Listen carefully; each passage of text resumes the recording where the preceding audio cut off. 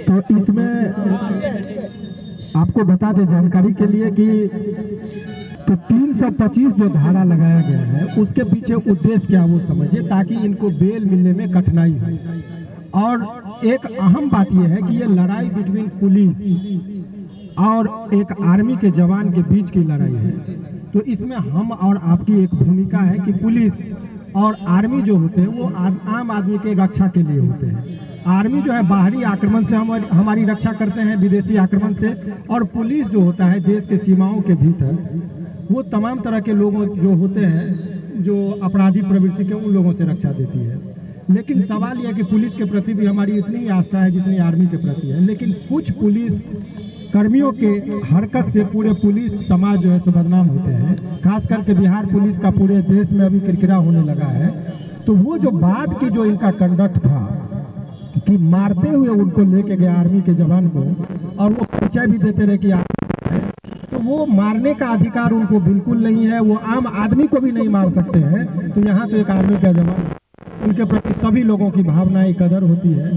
तो ये सरासर जो है सो एक गलतपूर्ण तरीका था। उस पर विभागीय अपना जो भी कार्रवाई होगी उस चीज से नहीं है। कौन गलत कौन से उससे भी हमें कोई मतलब नहीं, क्योंकि वो जज और न्यायालय का काम है। अभी हम लोगों का मुख्य उद्देश्य है कि उनको बेल कैसे मिले और जल्दी से जल्दी कैसे रिहा हो। तो दो केस, एक केस का मैंने ये बताया और एक पुलिस के द्वारा भी की गई है। तो सवाल यह है कि लड़ाई भी पुलिस के द्वारा हो, पुलिस मारती भी है, पुलिस केस भी करती है, अनुसंधान भी वही लोकल पुलिस कर रही है। तो यहाँ अनुसंधान फेयर होगा कि नहीं होगा, ये एक अहम मुद्दा है। तो इसकी जांच इंडिपेंडेंट एजेंसी से होनी चाहिए कि आखिर दोषी कौन है। तो वही पुलिस आप ही चोर, आप ही राजा, आप ही केस करने वाले, तो फिर न्याय की उम्मीद नहीं की जा सकती है। और भारतीय न्यायपालिका में एक जूरिस्प्रूडेंस का सिद्धांत है कि न्याय केवल होना नहीं चाहिए, न्याय होते दिखना भी चाहिए। तो यदि वो सही बात है तो आप इंडिपेंडेंट एजेंसी को आप जांच के लिए दे दीजिए, और तब वो निष्कर्ष निकलेगा कि किसकी गलती, वो बात का विषय है। अभी इस केस में रिमांड रिफ्यूजल का एक पिटीशन पढ़ना चाहिए था। जब पुलिस ने उनको न्यायालय के समक्ष रखा गया तो उस रिमांड का ही वो वहाँ पर प्रेयर होना चाहिए था कि ये इनके खिलाफ कोई भी मटेरियल अवेलेबल नहीं है। वो FIR के पढ़ के बता देते तो हो सकता था कि न्यायालय में जो है उनको उसी टाइम में रिमांड रिफ्यूजल होता वो निकल जाते। लेकिन पुलिस ने क्या किया,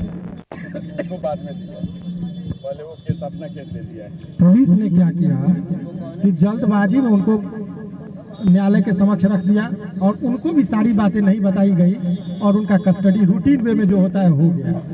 अब सवाल यह है कि अब ऐसे परिस्थिति, अब वो पुलिस अभिरक्षा में नहीं, न्यायिक अभिरक्षा में है, यानी कि न्यायालय के आदेशानुसार वो जेल में है। और हम और आप जानते हैं ये मीडियाबाजी का शोर हो या हमारे और आपके चीखने चिल्लाने का हो, न्यायालय को कोई फर्क नहीं पड़ता, क्योंकि उसके आंख पे पट्टी होता है और हाथ में तराजू होता है। वो सबूत के आधार पर काम करते हैं। तो ये एक जो है, अब वो कानूनी प्रक्रिया से अंदर गए हैं तो कानूनी प्रक्रिया से ही उनको लाना पड़ेगा। और विधिवत जो कार्रवाई होती है, जिस तरह से बेल पिटीशन मूव होगा, मजिस्ट्रेट इसमें बेल जनरली देते नहीं है और वो बेल रिजेक्ट भी हुआ। अब सेशन न्यायालय में वो गया है। अब सेशन न्यायालय में तमाम ये बातें जो FIR में जो असत्य बातें को लिखा गया है उसकी व्याख्या की तो वो और डायरी की बात की जाएगी। तो डायरी अभी पुलिस के पास में ये है कि डायरी आप समर्पित कर दीजिए तुरंत में, क्योंकि इसमें तो बहुत ज़्यादा अनुसंधान करने की बात है नहीं। तो डायरेक्ट वो चार्जशीट दे दे और सही बात को वो रखे ताकि वो जल्दी से जल्दी छूट जाए। क्योंकि न्यायालय में एक टेक्निकल बात उठ सकती है कि हमको चार्जशीट या डायरी आने दीजिए तब मैं देखूंगा, तो लंबी प्रक्रियाएं हो जाएगी। सर एक यहाँ पे बात है जिसमें है कि 45 के अनुसार, एक मिनट, ये भी बात बहुत अच्छी बात आप लोगों ने कहा। जब कानूनी बात होगी तो आर्मी के किसी भी जो होते हैं CRPC की धारा 45 के तहत बोलता है कि उनको डायरेक्ट अरेस्ट जो राज्य सरकार की पुलिस है वो नहीं कर सकती है। लेकिन उसमें एक टेक्निकल वर्ड है, उससे गुमराह होने की जरूरत नहीं है। वो कहता है कि यदि वो ऑन ड्यूटी होते तब की बात करते हैं। परंतु सुप्रीम कोर्ट में जजमेंट आया, कहा कि आपको यदि आनंद फानन में यदि वो छुट्टी पर भी है तो अरेस्टिंग करने से पहले उनके कमांडेंट ऑफिसर जो होते हैं उनसे आप अवगत कराइए और उसके बाद यदि वो आपको सहमति देते हैं तभी आप अरेस्ट कीजिए। तो क्या वो प्रक्रियाएं पूरा की गई? एक आर्मी का लेटर भी आया है, आर्मी वहाँ से है। तो वो तमाम एक एक चीज जो हम लोग लाएंगे रिकॉर्ड पर। और देखिए गलत और सही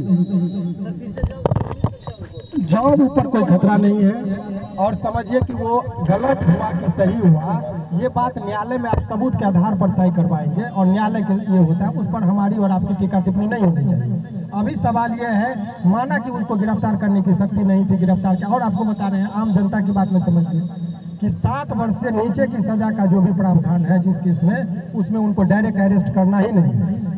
एक आर्मी के अलावा मैं अन्य व्यक्तियों में कह रहा हूँ, अभी माननीय सुप्रीम कोर्ट ने अरनेश कुमार के केस में भी ये डायरेक्ट गाइडलाइन दिया कि ऐसा कोई अपराध जिसमें 7 वर्ष से नीचे की सजा का प्रावधान हो, उसमें डायरेक्ट आपको गिरफ्तारी नहीं करनी है। तो आखिर क्या ऐसी जरूरत है कि आपने गिरफ्तार करके उसको भेज दिया?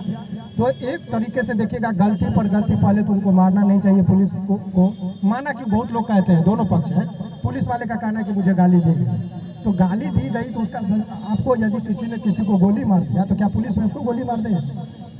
पुलिस वाले अभी तक बाहर पहले पुलिस वाले ने थप्पड़ मारा है सर। मैं वो बात नहीं कर रहा हूँ, उनकी बात को नहीं कर रहा। और यदि वो गाली का कोई साक्ष्य नहीं आया है अभी तक, और उनको अंदर भेजने की जो बात कही जा रही है, ये तमाम तरह का चीज़ जो हमारे आपके लोगों जो यहाँ पर धरना पर बैठे हैं, इनका उद्देश्य, बहुत लोग कह रहे हैं कि न्यायपालिका के कार्य को प्रभावित कर रहे हैं, इनका उद्देश्य वो नहीं है। ये लोग जो धरना पर बैठे हैं, इनका उद्देश्य है कि अभी निष्पक्ष जांच हो, और कम से कम चार्जशीट में जो है, जो हकीकत बात है वो इन लोगों का उद्देश्य यही है। वो न्यायालय के कार्यों में हस्तक्षेप नहीं कर रहे हैं। एक रूमर फैलाया जा रहा है कि इन लोगों पर भी केस हो जाए, कि न्यायिक कार्य में इन लोगों ने प्रेशर दिया, तो वो सब इन लोगों का यही स्टेटमेंट है कि मेरा ऐसा कोई ये नहीं है। इन लोगों का कहना है कि आप जांच निष्पक्ष कीजिए। और आप जानते हैं कि ये जो धरती है, यहाँ गांधी जी भी आके सत्य अहिंसा कर गए थे, तो यहाँ की धरती को सिखाना नहीं पड़ता है। जिस तरह से मछली के बच्चा को तैरना नहीं सिखाया जा सकता, उस तरह से यहाँ बिहार की जनता और खास करके मोतिहारी की जनता को धरना प्रदर्शन के लिए ट्रेनिंग लेने की जरूरत नहीं है। इनके नब्ज में ही बता कि शांतिपूर्ण, जहाँ से पूरे विश्व पटल पर सत्य और अहिंसा का मार्ग जो हुआ, यहीं से शुरुआत हुआ। लेकिन लोगों के ऊपर यदि कोई इस तरह का लांछन लगाया जाता है तो वो सरासर गलत है, उसकी खंडन भी होनी चाहिए। और आप लोगों से मैं अनुरोध है कि आप लोग अपनी बात को शांतिपूर्ण तरीके से रखिए। पुलिस भी हमारा ही पार्ट है, वो कोई इंडिया पाकिस्तान की बात नहीं है, लेकिन जो भी है सामने सच आएगी। और अभी का जो अगला स्टेप हम लोगों का है, अभी एक और केस हुआ है, उसका अवलोकन करके और एक त्वरित में हम लोग चाहेंगे कि यहाँ पर कार्रवाई होती तो होती है, नहीं तो इस एफआईआर का बेल पिटीशन यहाँ पेंडिंग है, तो इसके खिलाफ हम लोग क्वेसिंग में चले जाएंगे हाई कोर्ट में, और माननीय हाई कोर्ट में इसकी अर्जी लगाएंगे कि बेल का पिटीशन यहाँ पेंडिंग रहे तो कोई फर्क नहीं है। यदि एफआईआर ही फर्जी है तो वहीं से वो निरस्त हो जाएगा और जल्दी से जल्दी निकलेंगे, क्योंकि होली की छुट्टी आने वाली है। कोर्ट बंद हो जाएगा तो बड़ी मुश्किल होगी। तो ये तमाम तरह का चीज़ हम लोग लेके आए हैं। बेल मैटर यहाँ पेंडिंग है, इस बीच में क्वेश्चन का क्या प्रावधान हो सकता है, उसके लिए मुझे स्वतः वो डॉक्यूमेंट को वेरिफिकेशन करना होगा, इसीलिए मैं स्वयं आया हूँ। अभी डॉक्यूमेंट्स वेरिफिकेशन कर लेता हूँ, और मैं तमाम तरह का चीज़ को देखने के बाद अपना परिचय आपको पत्रकार महोदय दे देंगे। अपने मुँह से अपना परिचय देना मुझे नहीं उचित लगता है। वैसे मैं बता दूँ, शिवनंदन भारती नाम है।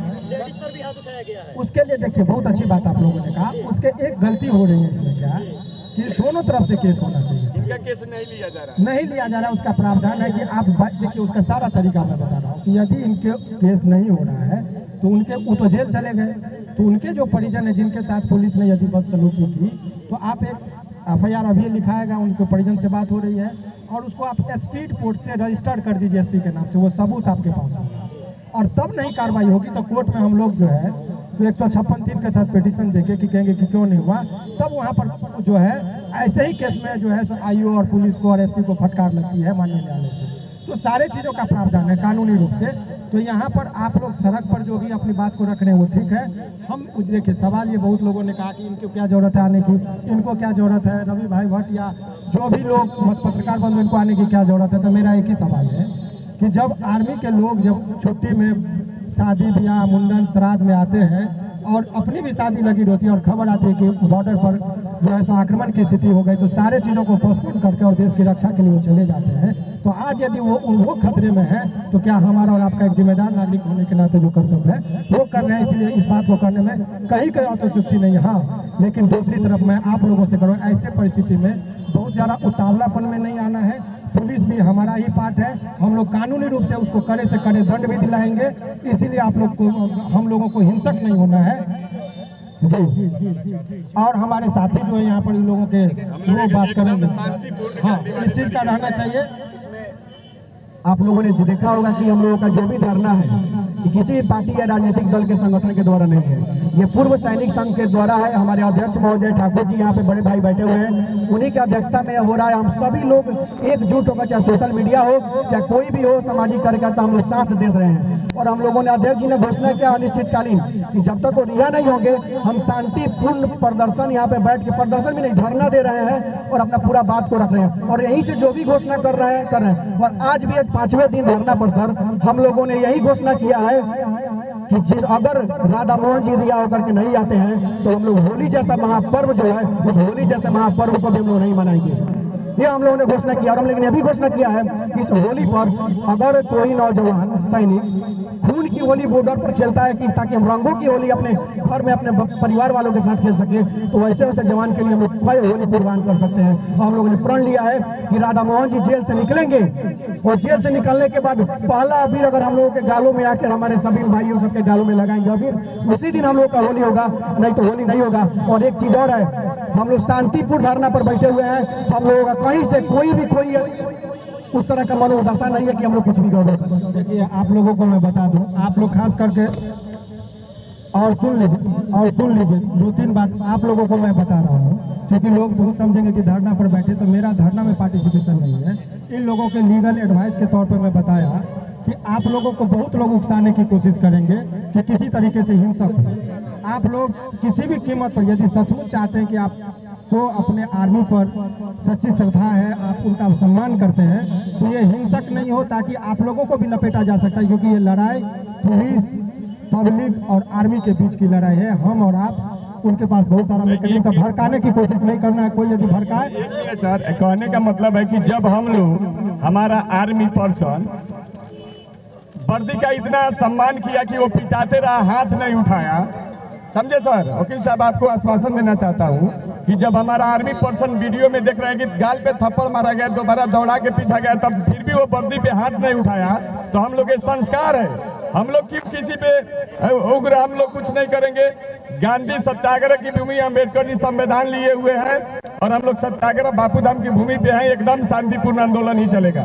धन्यवाद। अब पुलिस का क्या पक्ष है वो तो न्यायालय में रखेंगे।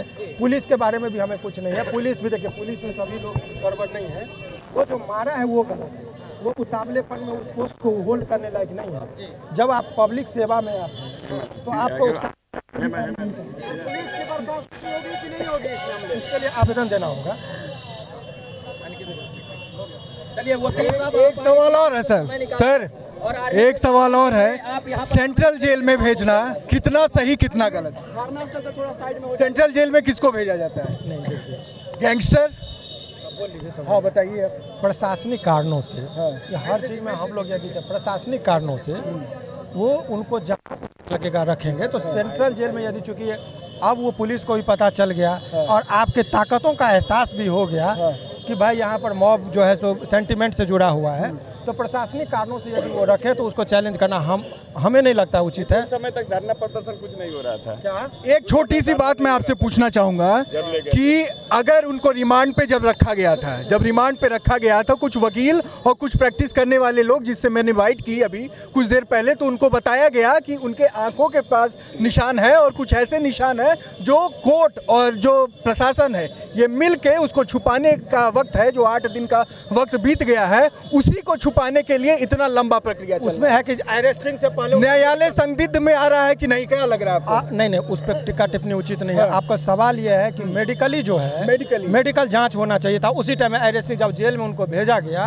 उससे पहले ही मेडिकल जांच होनी चाहिए थी। बिल्कुल। यदि वो नहीं हुआ तो फिर गलत है। तो यही इसीलिए कह रहे हैं कि लोकल लेवल पर जो अधिवक्ता उनके साथ है उनको एक एक चीज़ का ख्याल रखना पड़ेगा। ये लोग बता रहे हैं 60 घंटे के अंदर अगर बेल नहीं मिली तो ये लोग कुछ भी कर सकते हैं क्या? इसमें प्रशासन और ये जितने भी पत्रकार मेन स्ट्रीम मीडिया से कर सकते हैं यहाँ पे ये जो ये उग्र हो रहे हैं। नहीं सुने, कोई उग्र नहीं, यहाँ पे एक गलत बात है, यहाँ पे शांति। ठीक है, मैं एक बात कहता हूँ कि कुछ लोग, सबका आक्रोश अपनी तरफ है। मैं एक बात कह रहा हूँ, अगर इस तरीके की घटना, अगर मैं बात समझिए, अगर इस तरीके की घटना या कुछ लोग ऐसा शुरुआत करते हैं तो इसकी जिम्मेदारी किसके बनेगी? जो कर रहा है उसकी जिम्मेदारी पड़ेगी। हम लोग शांतिपूर्ण से धरना प्रदर्शन कर रहे हैं और हम लोग शांतिपूर्ण से ही धरना प्रदर्शन करेंगे। हम लोग किसी प्रकार का किसी का क्षति करने नहीं जा रहे हैं। हम लोग शांतिपूर्ण से ही धरना प्रदर्शन कर रहे हैं। शांतिपूर्वक धरना करने की बात कर रहे थे। अभी आपने प्रेस वार्ता सुनी, सारी चीजें आपको क्लियर हो गई होंगी। सेंट्रल जेल में डालना कितना उचित था, कितना अनुचित था, क्योंकि जो गैंगस्टर हैं, जो माफिया हैं, जो बड़े बड़े नाम हैं, वो सामने इसलिए आते हैं और एक दिन में चार्जशीट फाइल होती है, FIR दर्ज होता है और एक दिन में ही बेल मिल जाती है। लेकिन एक आर्मी अवसर पे जब इस तरीके की भीड़ हुजूम होने के बाद भी इतने पत्रकार यहाँ पर आ चुके हैं और 8 दिन से ऊपर का समय यहाँ लग चुका है और कोई नया नहीं मिला है। देखते रहिए भारत एक नई सोच। मैं शुभम त्रिपाठी, नमस्कार।